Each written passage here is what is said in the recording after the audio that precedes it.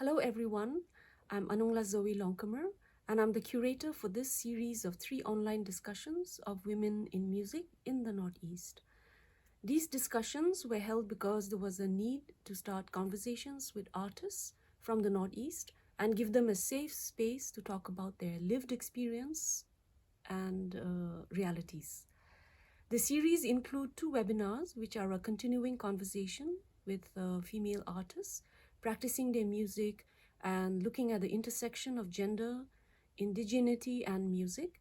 And the third webinar is a conversation with artists about their music, their support systems, or lack thereof, and the struggles they have faced in this journey. And I'm personally very, very grateful to have got this opportunity to bring together many women artists in the Northeast to talk about their life in music. And I hope you all enjoy listening to their conversations. Thank you. So welcome everyone, and thank you for attending this discussion within the Cultures of Peace project. This is the second session of Owning Her Space, the first of which was this previous Tuesday, and can be found on our YouTube channel, or will soon be found on our YouTube channel. Before we begin, here's just a little bit about Zubaan, the program, and the speakers. Zubaan is a feminist publishing house and NGO that has been a participant, chronicler, and publisher of women's movements in India and South Asia. We were founded in 2003 and follow in the footsteps of our parent NGO, Kali for Women. A link to our website will be in the chat box. The discussion today is part of the 2020 programming for Zubaan's Cultures of Peace, Festival of the Northeast project, run in collaboration with Heinrich-Böll-Stiftung India. The Cultures of Peace project aims to create spaces for conversation on issues relevant to the Northeastern states through the avenue of the arts and culture.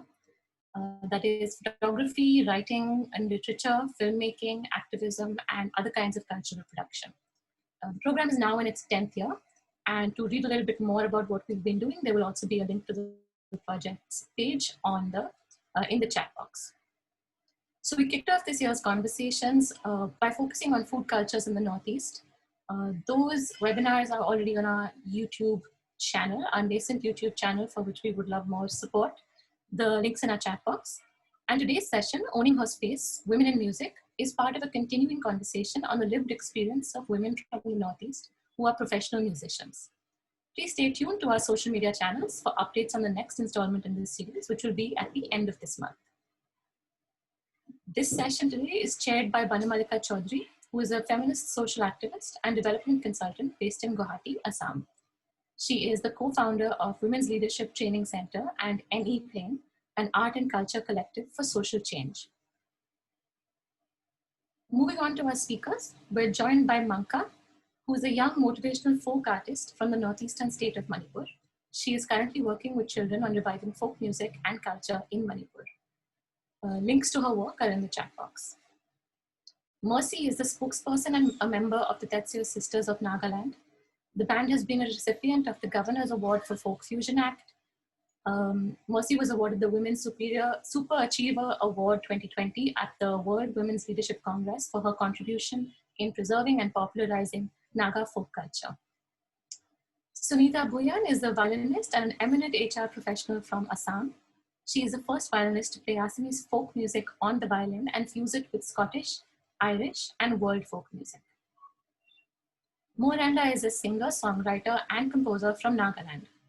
Earlier, she has been a part of the folk fusion band Rajasthan Roots. She creates her own unique style of blues from Nagaland, combining folk drums, bamboo flute, dotara, bass guitar, and other folk instruments. And finally, Tipriti Kharbangar is a blues vocalist and rhythm guitarist from Shillong, Meghalaya. She is the founding member of the famed blues band Soulmate, who have toured widely in India and abroad. She has recently been singing Khasi folk songs with Soulmate and the Clansmen. You'll find links to each of the speakers' music throughout the session on the chat box. Please make sure you save them so that you can go look at them later as opposed to watching them now when they're talking. Before we start, there are just a few ground rules for attendance today, so I'm going to go over them really quickly. Thank you, of course, for being here, and please do pay attention to these so that there's no confusion later. Your video and audio have been automatically turned off on entry. Please keep them turned off. Entry has also been moderated to guard against trolling.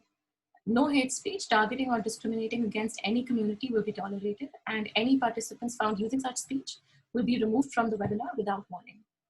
You're welcome to post screenshots or quotes from this session to your own social media channels. We do ask you to respect the context and personal experiences from which you are quoting when you're doing this. And thank you to our speakers for their consent in this regard. Tipriti has specially asked, please don't take screenshots of her making funny faces.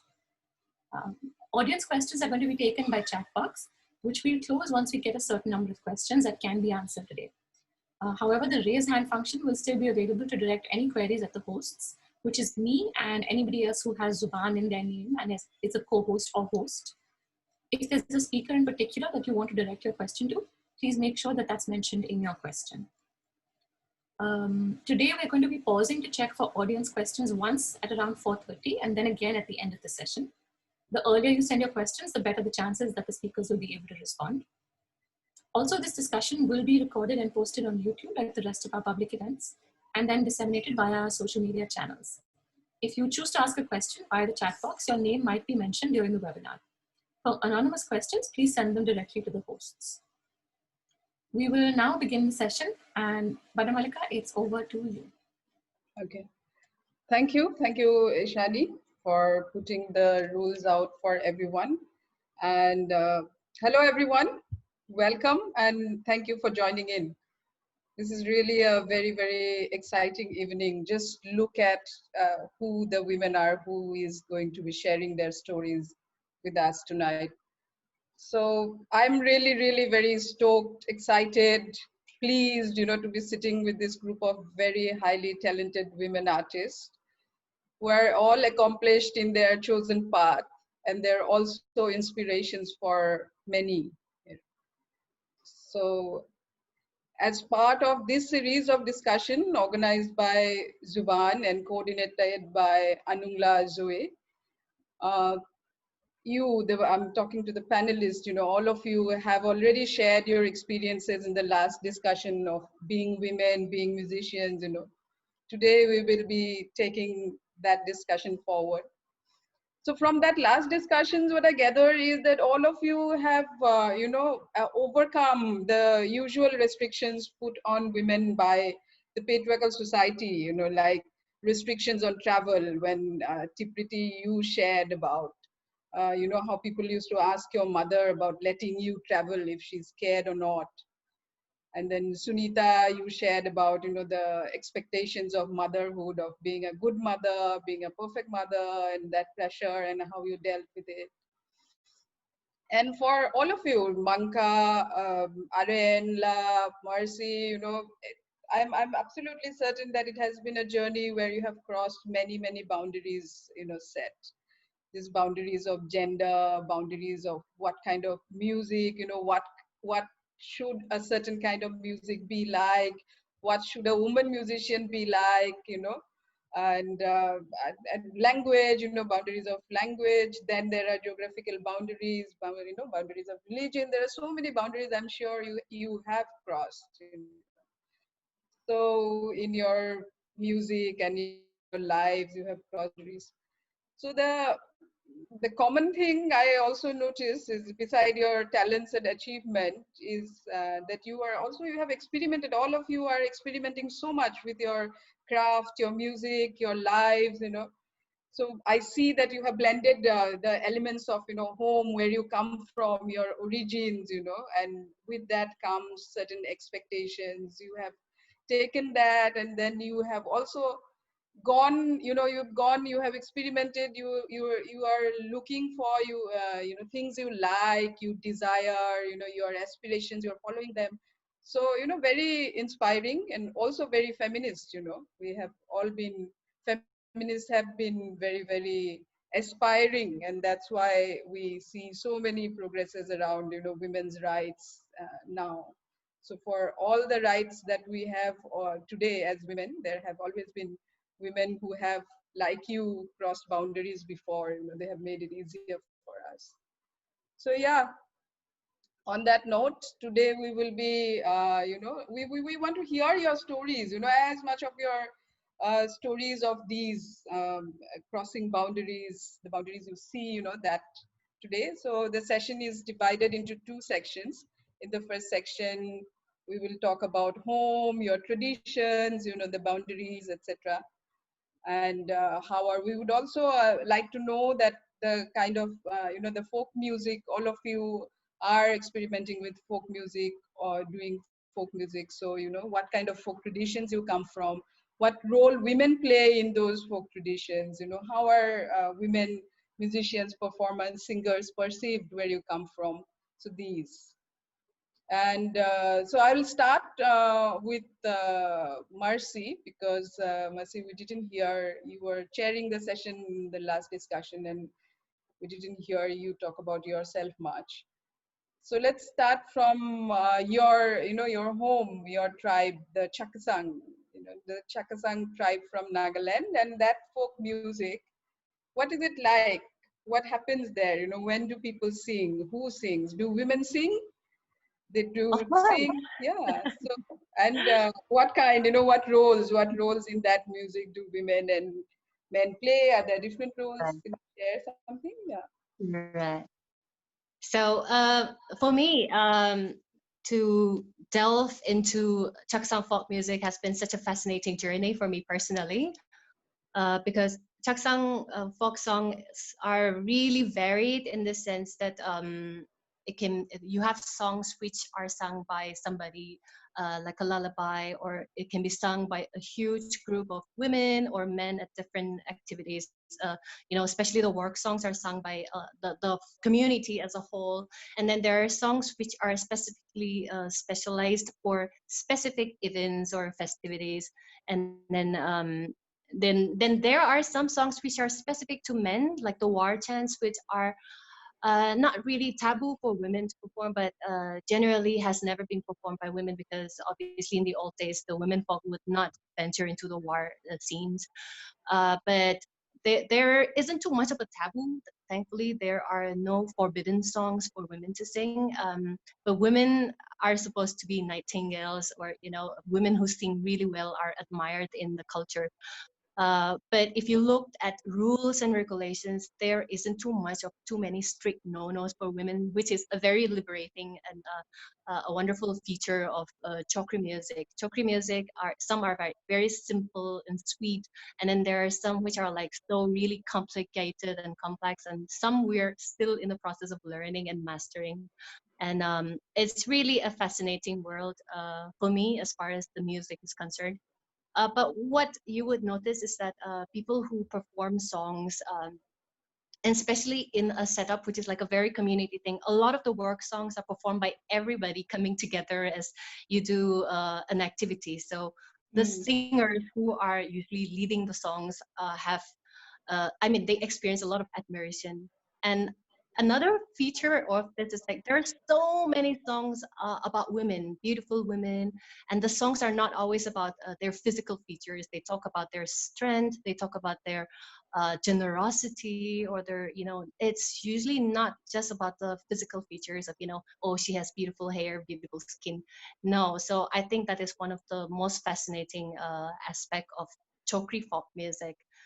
And there is this general understanding that people who lead the singing are the pulse of the activity which is going on. And there are songs talking about how they are leading the community of sorts. So it is a very fascinating thing. But for me, who did not live in the village and was brought up in town, and then to go back to the work traditions and learn how the songs were being sung in the context, was a great learning experience for me. And to lift those songs from the actual origins of, especially a work or festivity, and then bring it to the stage where you put it into a performance format. I think that was the most wonderful aspect of my musical career for me and my sisters. And yeah, and that's what we always celebrate, this fact that there are very few rules and regulations when it comes to chokri folk music. So that's wonderful, I think. Like there are no-nos for us, except maybe the war cries. Yeah. And but there are some songs which only women perform, like the weaving songs.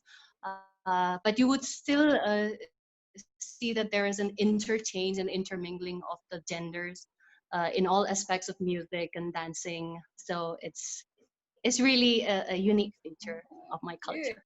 Okay. Thank you. That's so fascinating. You know especially that part where you share that that they don't describe women's beauty, but their strength and their the quality of their characters, etc. That's quite unusual, I must for even it is only their beauty. In that thing share is that the folk music usually is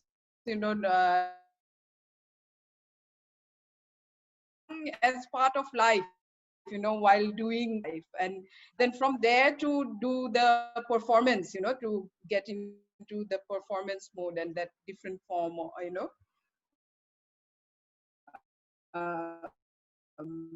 different way of doing,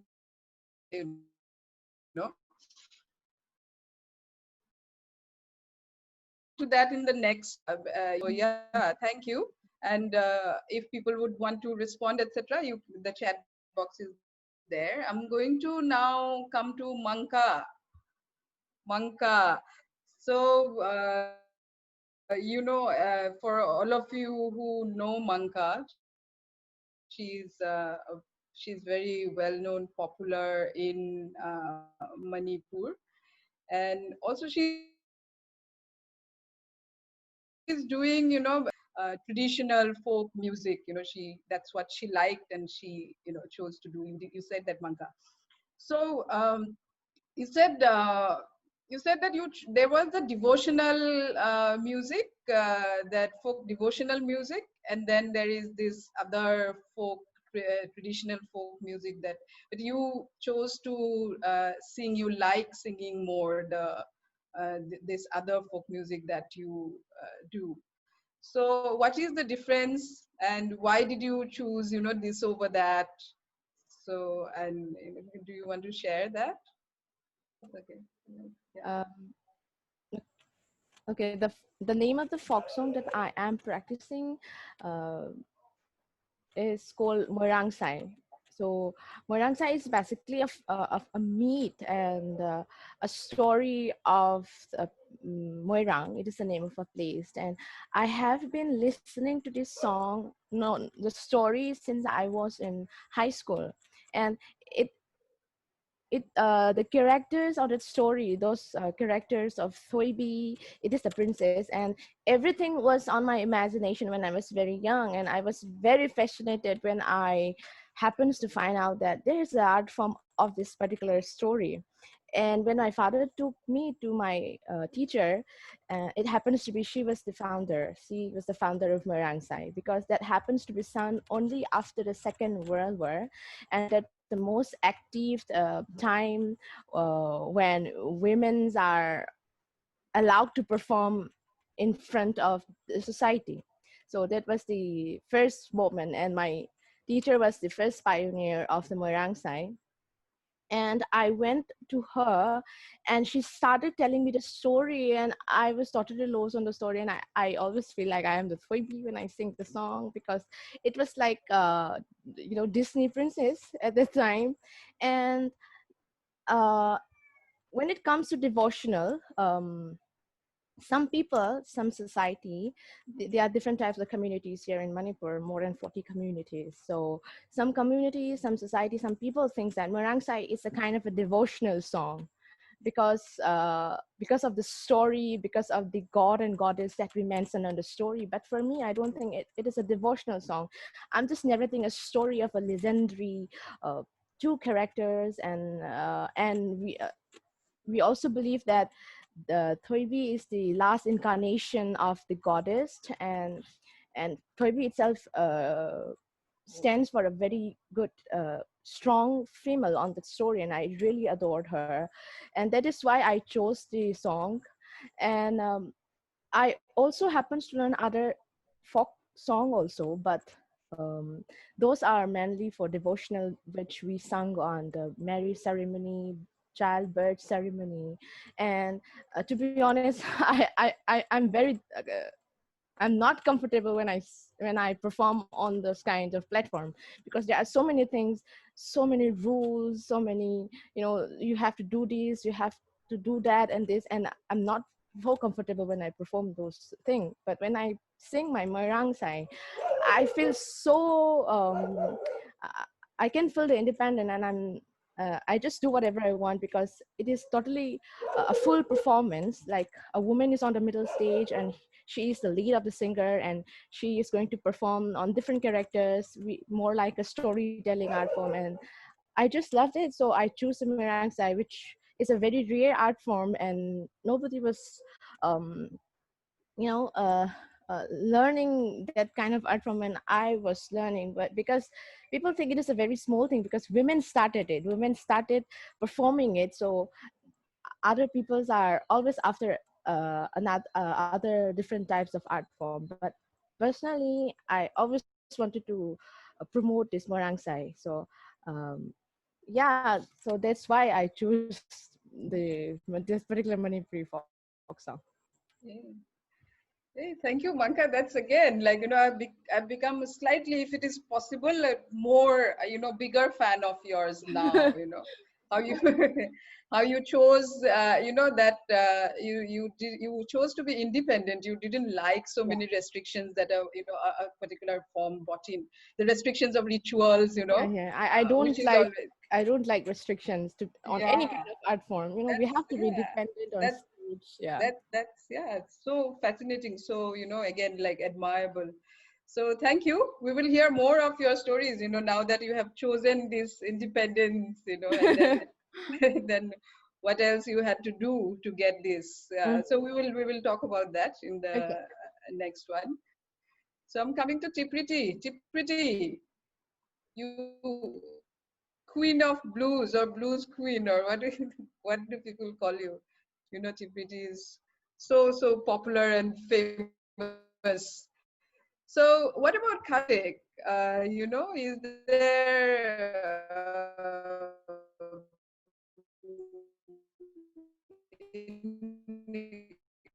I mean,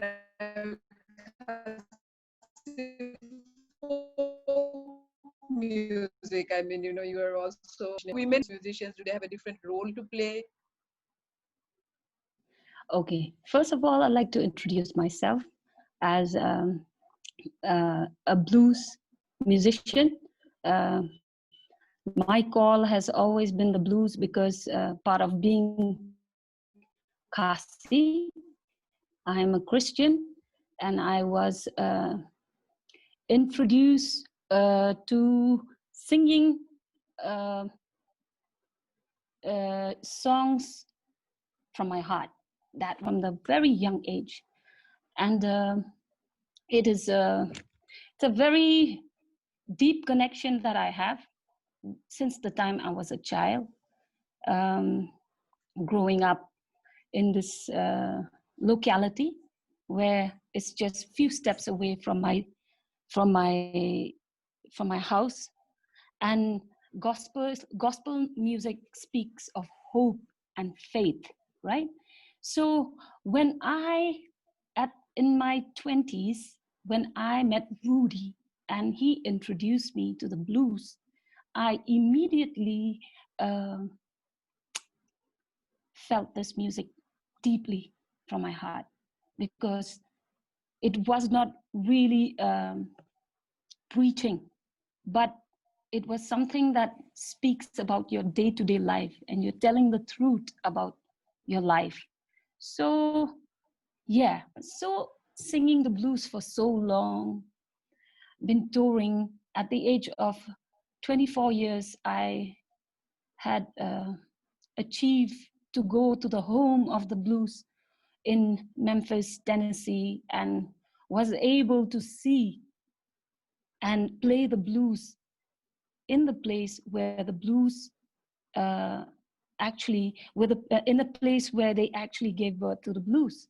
So that was quite an achievement for me at a very young age. Coming back to folk singing, I have been playing the blues for so long. Now with clansmen, we sing in Khasi, living up to my name. Because the meaning of my name is Tipriti. Riti is driven from the Sanskrit word, which means your roots. And tip in my language means to know. So for all these past years that I've been singing the blues, I realized to myself, I said, I am not living up to my name. I sing the blues so well. In America, people don't even, when we play our set in Memphis, there were a bunch of Black ladies who came up to me after my performance and said, "Whoa, your soul is from the Mississippi. Where are you from?" I said, "I am from India." And they say, "Indiana?" I said, "No, India, where the Taj Mahal is." Which they were so shocked. They were so shocked that India has the blues. And the blues is the kind of music which I feel that we all have the blues in our hearts, right? But we don't know how to express. So when I was accepted by these Black ladies in Memphis, Tennessee, that I sang and delivered their music so well, I was wondering to myself, I was like, but I don't speak this language. I don't come from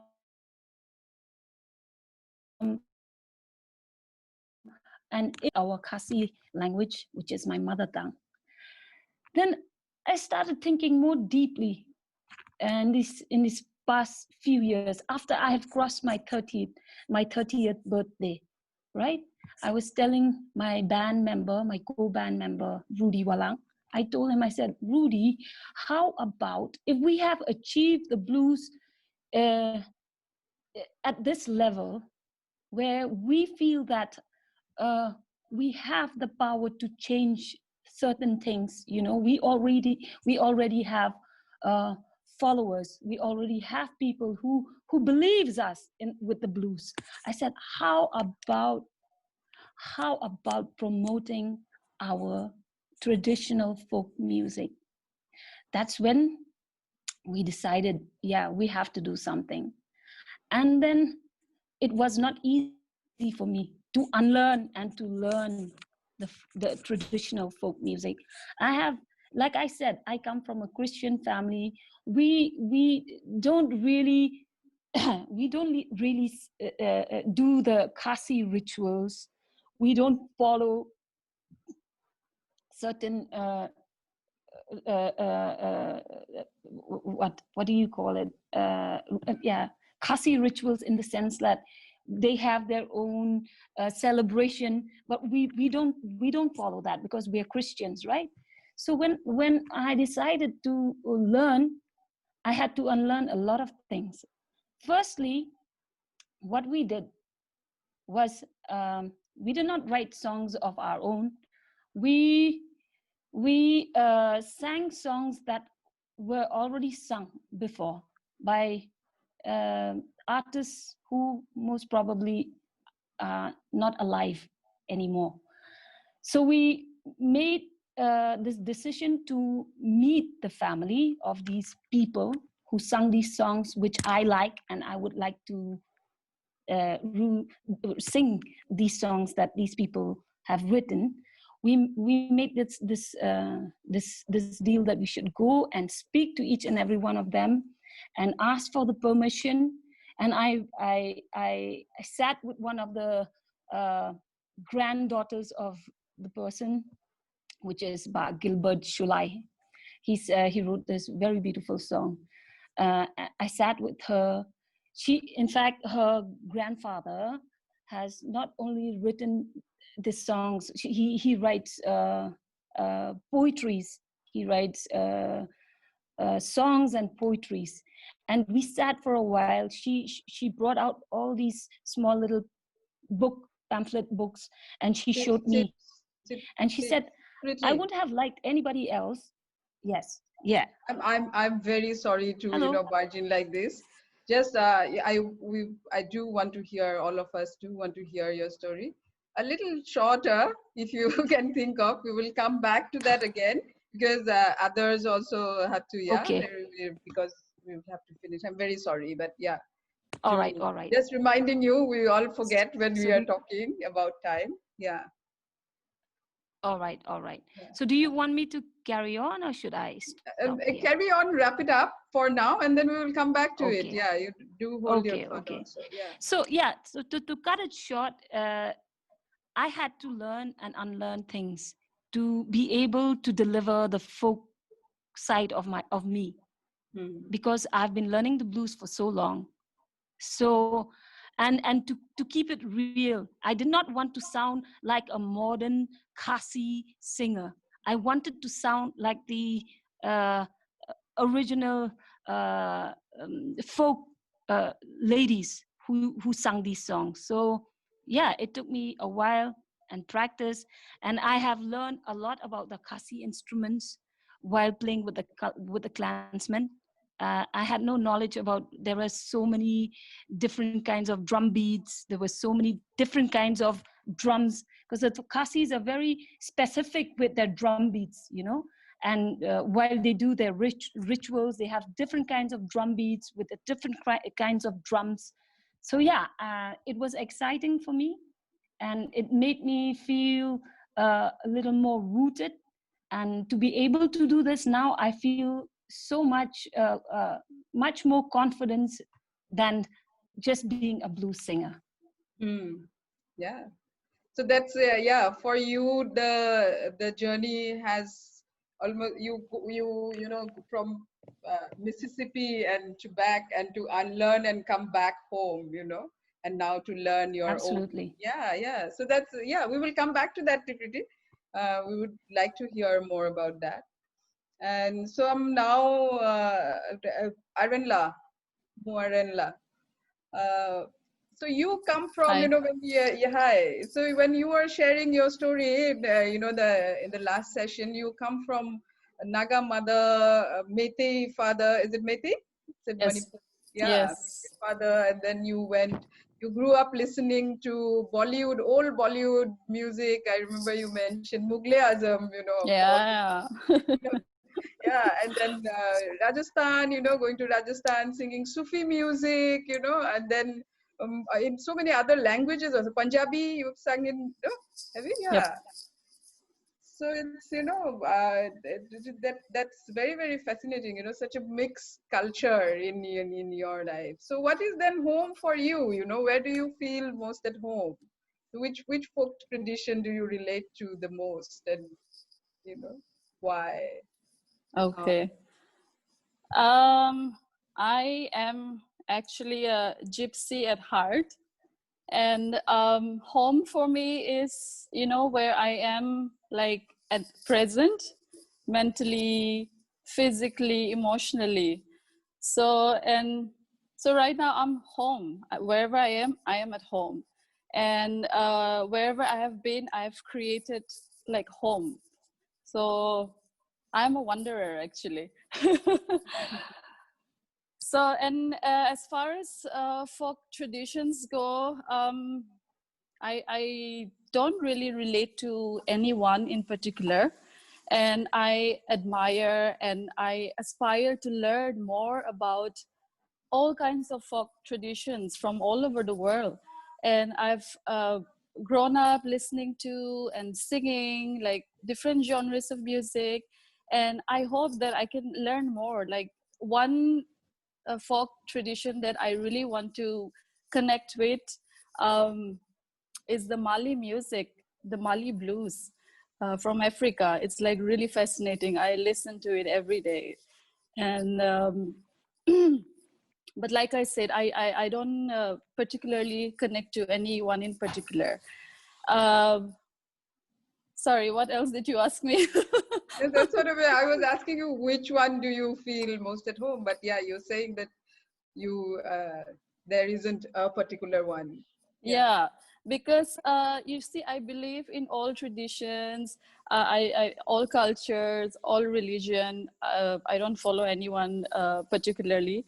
I sing from the heart, and then and feel as much joy singing in Ao or in Rajasthani folk or Sufi or pop. I love Beyonce and Rihanna. So that way, I don't really connect like just to one thing, you know. I think it's nice. Like it's always nice to experiment. You see, like we have only one life, and it's always nice to like find things, get like connect yourself to different things, and that's what I believe in, and that's what I follow. Yeah, that's quite, you know, you boundaryless. Yeah, no You know, boundaries. Yeah, your music and your, you know, the way, the philosophy of life, I see, you know. So yeah, we would also like to again come back, you know, hear more from you about that, about sure. singing, about you singing, you know, this Naga singing a Rajasthani Sufi, or this, you know, uh, Hindi song singing Naga, now singing in Ao, you know, how is all that perceived, you know, what kind of Yeah, right yeah, now I'm we will just like come a back to that. big, yeah, I'm just like a big pot of khichdi happening right now. So yeah. So yeah, so we will come back to that. Yeah, Sunita has been waiting. Hi, Sunita. Hi, Sunita. Hi, Yeah. Vanna. Hi, Yeah, everyone. hi. Yours is also another, you know, story of very, very, you know, fascinating story of how you shared how you were, your mother kind of forced you to learn classical music, the violin, you know. And then, so you practiced classical music for so long. And then you went on to, you know, play with Scottish musicians, like Scottish folk musicians, you know, blending classical with Scottish folk. So, you know, how did that happen? What was it that, you know, you were looking for? Were you desiring that made you now go and, you know, look for? Coming from a very classical Indian music is very, very traditional, and from there going out, you know. So, what is your story there? Right. Like you mentioned, classical music is a traditional form, and when you are learning one discipline, you are not supposed to get influenced by other disciplines. That's the first lesson that we learn. So till I was about 25 years old, I had never played a single Bollywood song, or even I learned Dr. Bhupen Hazarika's music much later in my life. And being an Assamese musician, you would play all the Bhupen Hazarika songs by then, but I learned all of that very late in my musical journey, because learning the ragas, and then of course also doing this music studies along with it, because my mother wanted me to also study music. As you know, she was a very progressive artist herself, learning, playing the violin since so many years. But she was definitely a mother when it came to, letting her daughter pursue the craft. So I was quite sheltered from different influences of music. But when I, started traveling and then of course came to Bombay and started traveling to UK a lot because of my HR work, I realized that there are various forms of music across the world. And that's when the foundation of the classics kind of reinforce the fact that discipline in depth, it really helps you to understand other disciplines even more easily.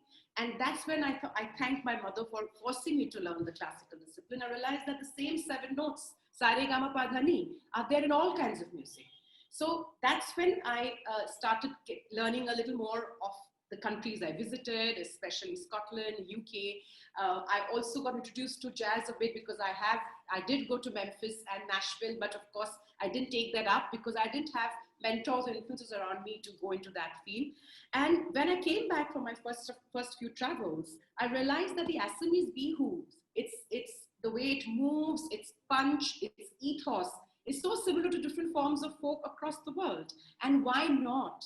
Because there is no class or mass in music. The classics is not class, or the folk is not unstructured. Every form has their structure, has their ethos, has their text.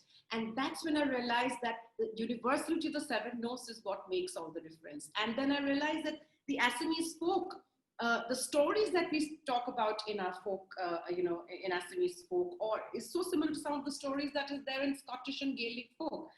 But the one big challenge that I had was that being a violinist, to be able to play the folk form was a challenge because I didn't have the vocal medium. And that's when I started learning to sing. And that I realized that singing bihu was not as easy as I thought. So I had to unlearn a lot of things to sing the bihu, because I felt that when I've learned classical, I'll be able to do any form very easily. Not like that. Bihu has its own form of singing. And then I realized that the violin itself had to be introduced as a medium for folk. When it comes to women here, I really want to bring that to notice that most of the Assamese singers who sing bihu sing in a very high tone. You must have heard that. Sometimes their voice, actually completely scratches because they want to sing in the scale of the male singer. And no one had ever told them that the male pitch is made differently and the female pitch is made differently. So the female tries to sing in the male scale, and when the Assamese bihu dancers or the bihu singers sing, it doesn't sound as good as they can sing actually. So I said that I'm going to sing in my scale. And that was another battle I had to fight, because you don't sing in such a low scale. So I had to sing in the scale I was comfortable. And I really urge all the Assamese singers, bihu singers out there, do not sing in the scale of the male all the time. Let the male scale also come, and let there be a calibration between the male and female scale. So that was another kind of challenge that I faced. And of course, it was a learning. And well, the journey happened. The reels are the same. If it is, sagama pagama pani sani paga sagama pamaga maga sani boluka bahare. So here, the way the Assamese bihu goes, even in Scottish.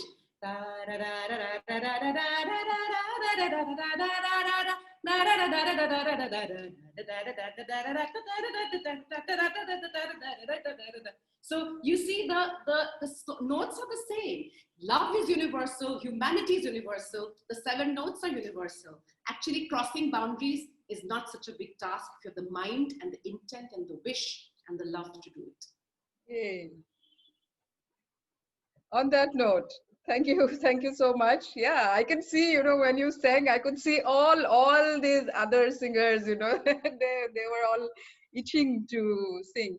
So I would share this, there is fascinating news in the end also, from all these fascinating musicians. Is there any, we're supposed to have a Q&A break here. Are there questions? So we don't have any questions.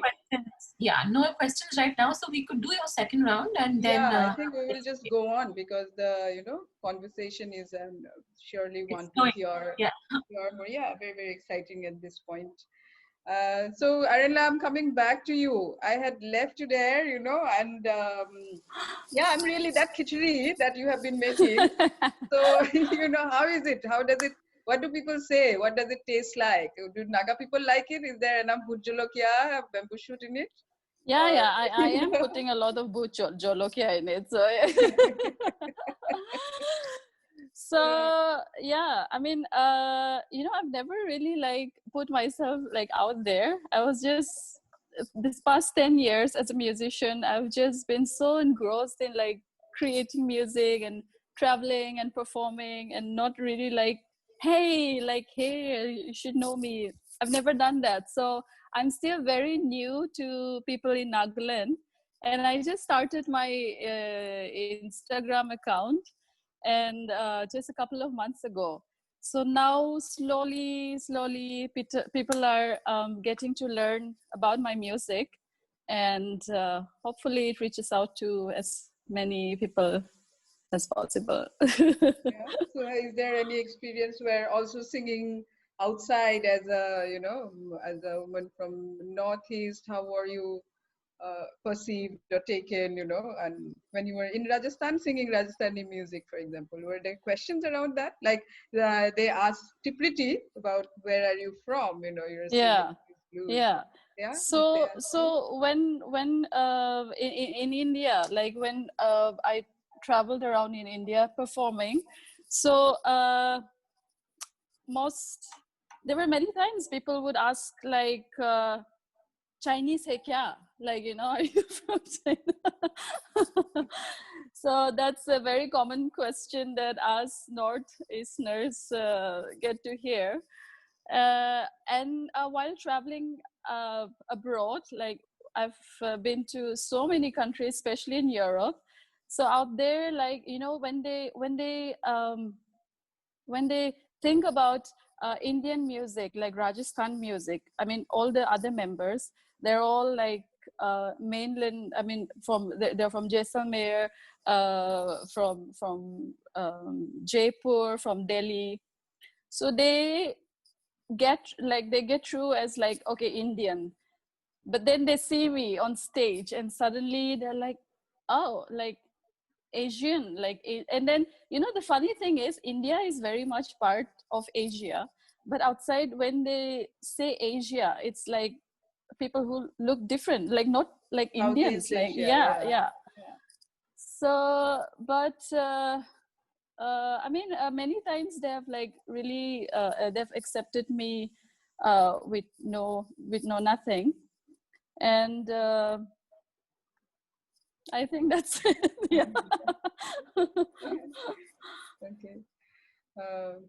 Thank you for sharing that, Yeah. Mangka. Yeah.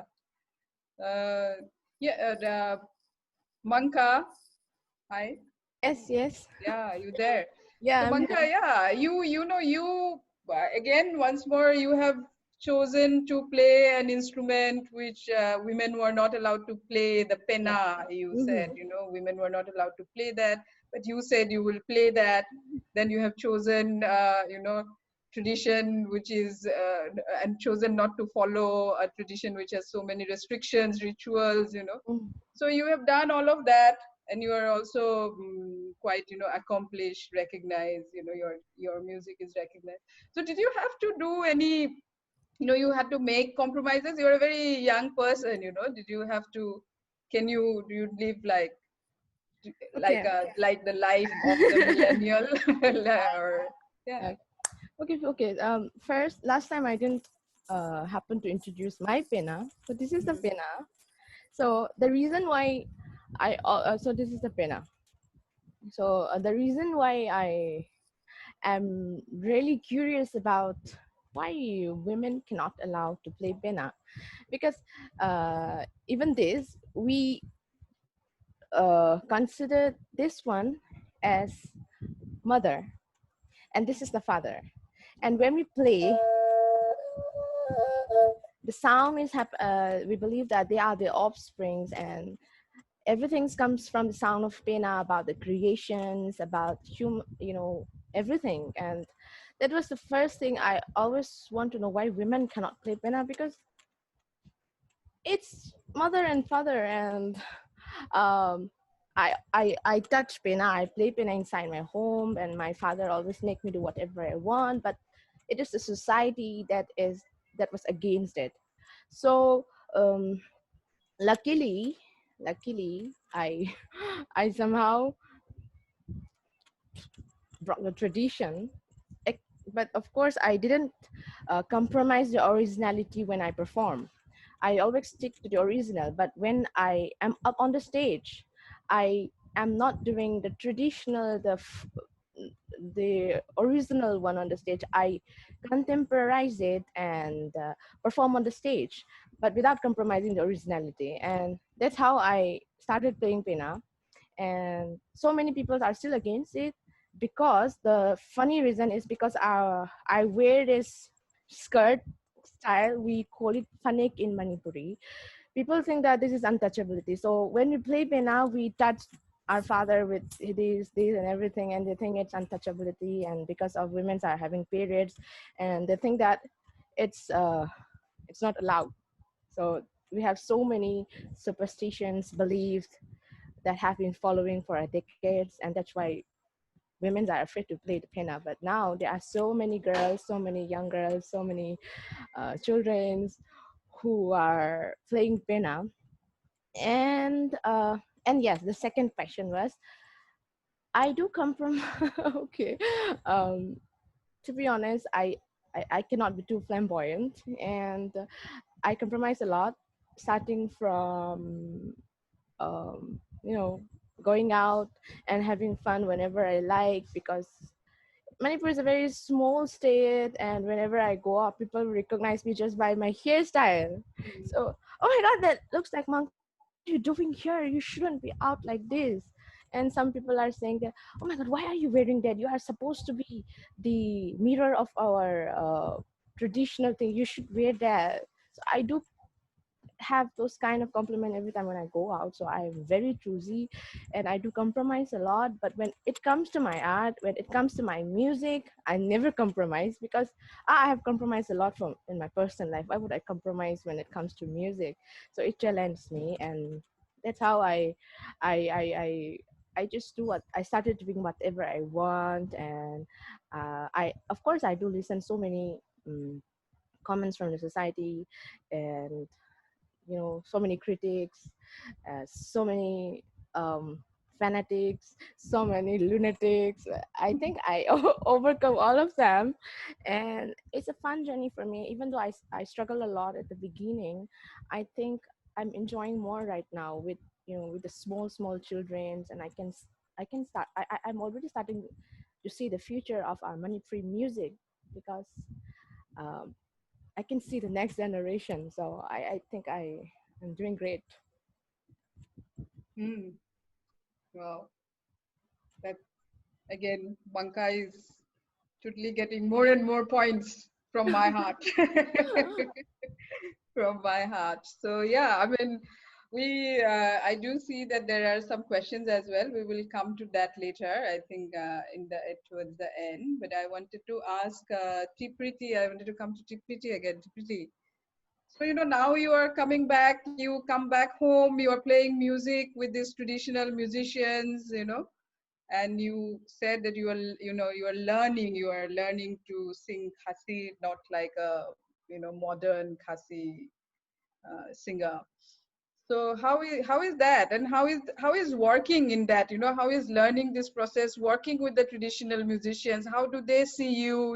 What has been the relationship like? Are you a queen there, or still a queen, or or a minion now?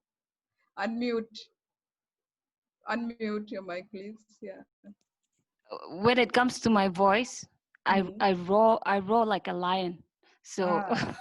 I don't know about the queen part, but every time I open my voice, everyone pays attention to this voice. Yeah, but yeah, the thing I would like to share with you, my experience playing folk music. The first time I played folk music for a live audience was at the Paddy Fields Festival in Bombay.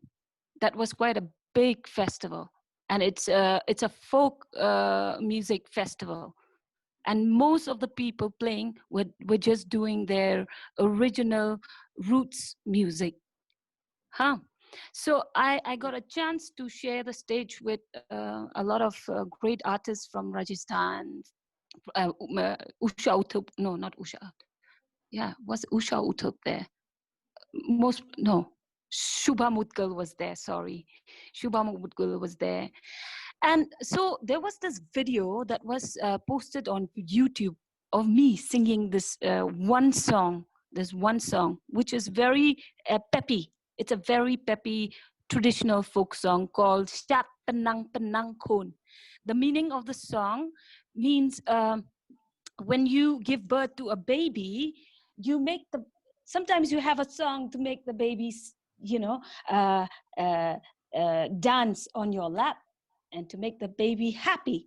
So this song is all about that. Shat penang penang kun ha lapde imei knang ba penang pensan kun sedang nala rempe. The meaning of that song, those lines that I just sang to you, is dance on your mother's lap, so that you will learn the tradition and you'll carry on and you'll be a beautiful child who knows your roots.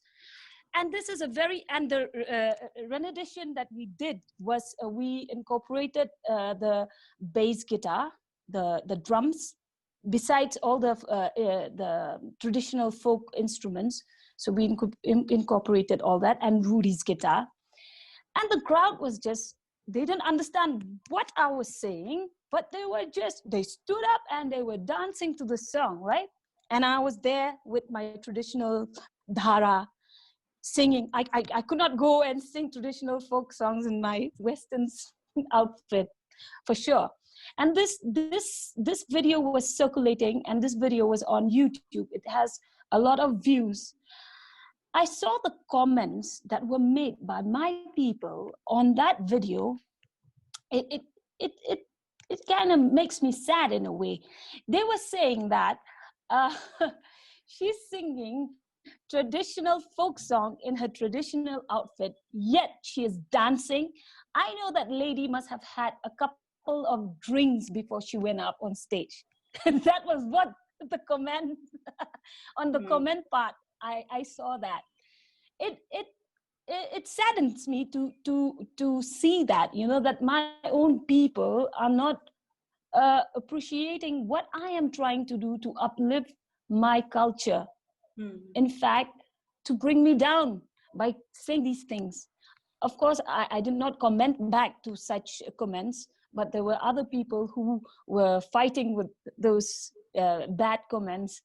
But in the end, I realized that if I have to listen to what people have to say, whether I'm supposed to be doing the traditional folk songs in a very ladylike manner, that's not gonna happen. And I would not let any of these comments bring me down, because in the end, I feel that I do it with good intentions, and we've gone all the way to Bombay to showcase our roots, our musical roots. And if people from Bombay have accepted that, I need more positive comment. I need more people to accept and to make do with all these bad comments from my people, you know. So I really like to encourage my people, the youngsters, to take up traditional music, so that we would be able to spread this all around the world, because it's a very beautiful thing if you know your roots and where you come from. And as long as you carry it in a respectful way, you know that you're not doing any damage to the music. What's there to worry about, right? Yeah, that's also that story also, Tipriti. Thank you for sharing. You're most welcome. Yeah, Most that welcome. story is also again that story of women, how they are always policed for whatever you do. There is always this policing. You do folk, then it's not folk enough. You do something else, then why is she doing that? Why is she not doing folk? You do whatever you you dance. Do. Yeah, you dance a little bit. They say you're and drunk. it's also that story of your character, like how you are dancing, so you must be now drinking. All of this. Yeah, I was asking Mangka yesterday, and she was saying that all the restrictions that how she has to be careful when she goes out, and and now behave herself in a certain way. All of this, like, because she is now a young woman, celebrity, so she has to. I was asking, would it be same for men? And we don't think so. We don't think so. If it is, I don't think so. Men will have too much. Yeah. But no one would question a man like dancing, jumping around, on stage, saying maybe. Absolutely. They have a certain amount of freedom to do what they please, because they are men. Yeah. That's how our society are. Yeah, so now we have been, I think we are almost there, but we have been given some extension because, so, your stories are so fascinating. So Sunita, so you shared in the last session, you said that, women as musicians, it's not enough that you're just going and performing, dressing up and, doing performing. That's not enough, that you should also know the craft in things like, the technical aspects of light, sound. You said, Yeah, you yeah, have to know all of absolutely. that. So how did you know all, how did you learn all of that? Was it difficult, or, these are, usually it's all men doing all of that? And also, do you see, many women in doing this, in the industry, many women I in, do that. these technical things, doing light, sound, whatever other stage? Yeah, I think over the years, you have seen a lot of women are in the event industry, because it's not just performers. It's also about people who manage events. It's also about curators. It's also about sound technicians. It's also about makeup artists. It's about stage and lights that is so important for us. But over the years, I've seen that there are fewer women in occupations like sound design or in the console you'll always see, and all of you artists would say, you always see a band of boys behind the sound console, right? Band of boys, and they're so focused, and usually from the stage, if the artist is giving a feedback, it's very difficult for them to change anything. But I realized that when the feedback of sound was given by my co-artists, the male musicians, because I also perform with the all band, I have a group of lovely musicians who are all boys, they take it very quickly. But when I say something that, I need my treble high, anyway, we talked about that earlier, so I don't want to repeat that. They take a lot of time to actually change it. So, but coming back to what Tipriti said, Tipriti, I was there in the show when you did that Khasi folk, because I had performed the previous day in Paddy Fields, and the next day was yours, and people were going crazy seeing someone in a Khasi Jensam singing a Jensam, singing the folk song in a blues way. So I was there to see that energy. And I think, yeah, I was there because Paddy Fields, the previous day I had performed too, and we had Bihu dancers on stage. So yes, as a woman, you typically, people don't like to discuss those things, with you around sound, tech. But over the years, I see that there are so many women in the events team that you can actually relate to them. But coming back to biases against women, a few years back, I did a show in a church in London, a 17th century Saint Cuthbert's church. And for the first time ever, those people heard Assamese Bihu on the violin. And of course, yes, I usually wear the mekla because I like wearing it, not because I want to adhere to wearing a mekla and being the proper Assamese woman, but somehow I like and find it comfortable. But that time I had made some very nice gowns with the Assamese motifs. So it went live in the TV in Assam and wherever else. And lo and behold, one of the gowns didn't have a sleeve. So it was sleeveless. Okay. And of course I got a lot of comments. Baido, because I'm a Baido, I'm not supposed to experiment. Baido, Beleg, I saw something different. And a lot of people gave me comments like, oh, how did you do that? Why did you do that? Why didn't you wear a mekla? So all the years since I was 20 that I've been wearing a mekla over and over again, that didn't give me any marks from the audience who said that one event you did with an Assamese gown and motif, I wanted to fuse it. But they said, oh, you wore a gown for this very big event. So that again is, I think, those kinds really hurt you. Like Tipriti said, she must have had a couple of drinks to be able to get that energy. I mean, why? The energy is within us. The energy is with us in our music, in our craft, in our confidence. And that people should be happy that you've gotten a lullaby on stage and people are dancing to it, right? In the same way, songs of the field, we are getting onto the stage, and being a woman, I'm trying to manage the mekla and the violin and yet do bihu dance. Those you don't get so many brownie points as much as people pointing out, you have worn something which is different. So those I think are definitely it comes to us in our journey. And of course, and my mother had to at the end say, wish the gown had a sleeve. And of course, I had a big fight with her, but I had a big fight with her. I said, Ma, you are a progressive artist from so many years back. Why do you give that comment? But you know how it is when it becomes your own daughters. Even the most progressive woman tries to, lay down a few rules. But well, I took it in the spirit. That is, there's lots more, but I don't think we have so much time to discuss all these interesting. I know there are stories. Many incidences of, in Assam in particular, women performers being not allowed to perform because they have, worn sleeveless dresses in Bihu. There are that kind of stories also. But yeah, I really wish we had more time so that we can have more discussion. Moving quickly to Mercy.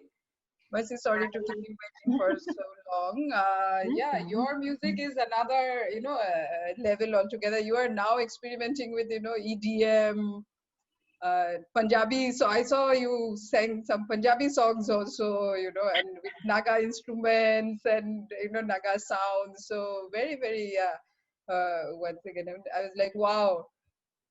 Thank It's you. full Naga, Naga fineries they're wearing and then singing in Punjabi, some Punjabi folk songs. It looks gorgeous. It looks gorgeous. It was, gorgeous. Then you also talked about, I saw your TED talk where you spoke about music bringing, people closer and closer despite language boundaries, and all that. So why do you think your music is doing that? You feel your music is doing that? Is it received that way, or also how do Naga people take your music, Right. So I had to reference back to what Tipriti said because I think when it comes to a folk performer, you get the maximum kind of criticism from your own people because there are so many expectations from people as to how your people should be represented, your culture should be represented, how, like even Sunita said, how you should be wearing a typical kind of outfit or how you should present yourself. For us, our music has been two-pronged for our journey in the sense one is fulfilling our own expectations as musicians, as creators of music. And of course, as artists, we want to grow, we want to explore and experimenting and collaborating and creating new sounds and, trying to express yourself. That's a very huge part of the whole creative process. And if you are not able to do that, then I don't see any point of making music or being a musician at all, whether you are a woman or a man. I think that is a creative urge that is in all of us. And that's why we are making music and we have fought our battles and reached this stage that we all have at this point. So that for us as a band of musicians is very important. Another thing is we are also four sisters spanning different age groups and we all have different influences. We have so many variations in terms of the kind of music that we listen to, the kind of music that we hear and we enjoy.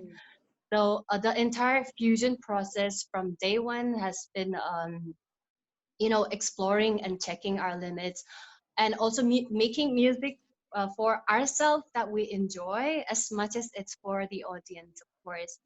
The other aspect of our music, the journey has been such that, since we picked up and specialized in folk tradition of the Chakisang, it has come with a lot of responsibility and a sense of burden because nobody else was doing it in this space. And while I said there are very less limitations and rules in the music per se, there are so many rules of do's and don'ts in terms of what you can wear, which song you can sing on which occasion. And I think we started with playing around with even the folk music because there are some rules which cannot be broken, like the song which is sung on a happy occasion can never be sung at a sad occasion. That, for example. That occasion. But we have tried to merge and make mashups of songs. And you would also know that, a lot of traditional songs are very long. They are, long stories. And I'm not saying the songs are not fascinating, but when you're reintroducing this old elements which are kind of like perfectly new to your audiences, you have to do some playing around with it, even for the ease and the joy of performing it. And we did that right from the start. And of course, that drew criticism and some feedback in terms of people who think, something which is tradition, should be like, you know, the purist versus the fusion crowd. So we've always had to deal with that. But for us, how we have dealt with it is like we have tried to learn songs in the traditional form and not touch it. Like we've just kept it and preserved it that way. We've recorded very old songs in their original format, and we have published them the way it is sung in the village. And then on the other side, we've also played around with that. So we have two versions of each song, one in which we expressed ourselves, and one which has been like, you know, to keep it as a means of researching and documenting the songs and presenting it and keeping it for the future generations at some point to discover it. So we have been, you know, doing a seesaw of sorts, balancing that, and that's why we feel that it's been such an enriching journey for us too, because along the way we've learned so much about our culture and as well as about ourselves, and that is the fusion part of our music is our contribution to our own history in the making, I hope. And that's why I'm so passionate about that. And yeah, I mean, that's the beauty of music, right? You get to collaborate, you get to hear different sounds, fuse it with your experiences, and then make a creation out of it. So yeah, that's the joy and the beauty of music wherever you go. And I think that's why we are so able to connect with so many different artists in different places where we have been. And like Tipriti said, they may not understand what we are talking about in terms of the exact words, you know, but they can feel the music and they enjoy the vibes. And that's how our music has been working for us. Right. Yay. So yeah. Thank you, Mercy. I'm going to move quickly to, there are some questions, so which are any of you can answer. I'm going to leave it. So the first question is from Urvashi actually. She's asking that, do you see, when you perform, do you get paid the same rates as male performers in your files? Because this is quite a common thing, you know, that the unequal pay. So is there parity in payments? Also in the Northeast, they're asking, she's asking. Right. Yeah. Well, as far as I know, especially when we as a folk group have to perform and, you know, function within a fixed government rate, or, you know, there is the all India rates or things like that, I think there is parity in that sense as far as I know. Yes, exactly. Because if Anyone? he or she is a approved artist of All India Radio or Dursan, I think there's no difference on that. But other, I don't know. Yeah, I know. In other spheres, I'm not very So sure. so like Mercy said, in organizations and, you know, governmental entities or organizations that that invite us to play, I think there is no difference between gender when it comes to pay parity. And of course, those slabs are different. But I think there is a wide difference in the open entertainment industry. So that will be, that's a very, very broad topic to talk about. But yeah, but from my personal experience, I haven't faced that as much, because actually, to answer honestly, we haven't gone the route to compare myself with, you know, what did the guy who sang earlier get paid in the same event, because, you know, that's a very hazy, ambiguous field to play with, right? Most of my sisters here would talk about that.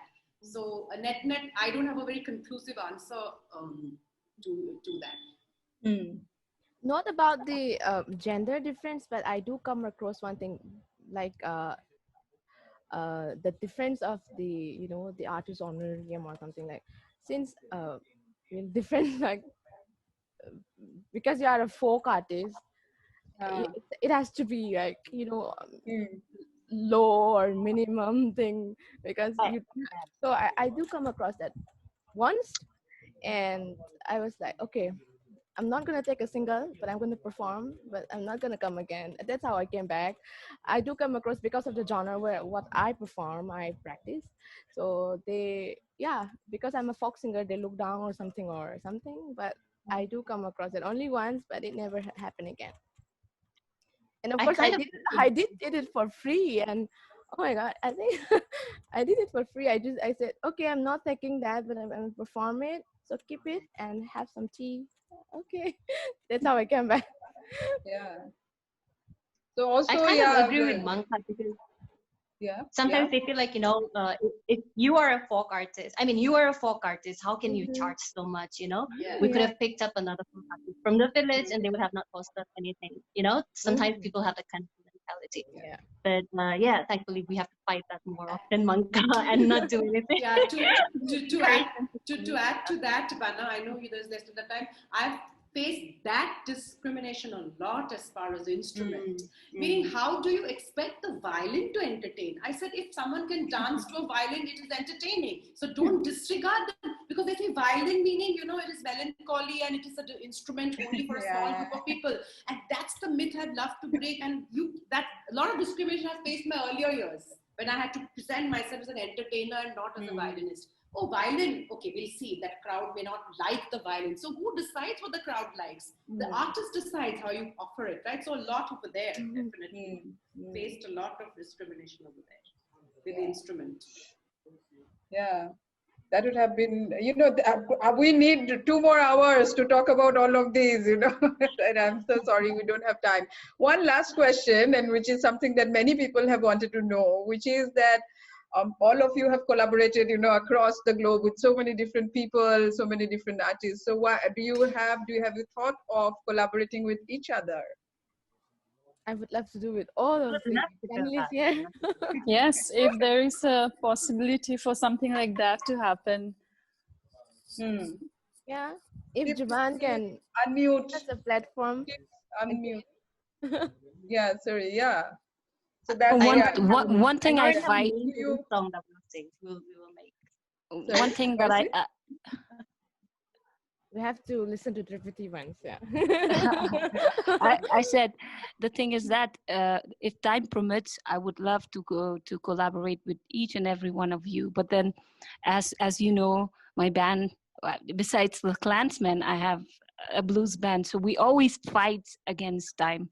But if during this pandemic, maybe if there's a good place that we could meet up somewhere, why not? Why not? Why not? Making sure that go to, yeah, making sure that we are safe. Yeah, it'll be cool. It'll be cool. Hoping that, the one good thing that comes out of this pandemic and this discussion is a collaboration, Yeah, Zubaan should do that. Super successful, that would be a super success story for Zubaan as well. So I'm going to close now. Thank you, all of you. And thank you, Zubaan, for organizing, for giving me this chance to talk to all of these very, very admirable women. And thank you, Anungla, for putting this together, bringing everyone together. And so thank you, audience, who so many people have joined in. If you, once again, to listen to their music, their, the links were provided in the chat box. Hope you have. Thank you, Bana. Yeah, okay. Thank you, Zubaan. Yeah, I'll also just let everybody know where to find these things. So just from us as well, Zubaan would very much love to be part of something like that, a collaboration from all of you. Yeah. Or however many of you want to, and however many times you want to. So please, we're here, we're ready, we're waiting. Thank you. Thank you to Mangka, to Mercy, to Sunita, to MoArenla, and Tipriti for being our speakers. Thanks, Thank you so much. Thanks, Lana, for doing a fantastic job today, and Mercy for doing it earlier this week. And thank you to all of our participants for joining us. The recording of this webinar will be put online on our YouTube channel, which is of course going to be in the chat box. And to view the previous webinars for Through Her Lens, Reframing the Domestic and a Crisis of Care, Feminist Perspectives on the COVID-19 Pandemic and Lockdown in India from earlier this year, you can go to that YouTube page as well. Please follow us on social media, Facebook, Twitter, Instagram, everything will be on the chat box. Please do take the chance now to copy the links of each of our speakers' material and save it to watch it later. But until the end of the month, when we have our next event, which you'll find online when we put it up, have a fantastic day. Thank you all for joining us and stay safe.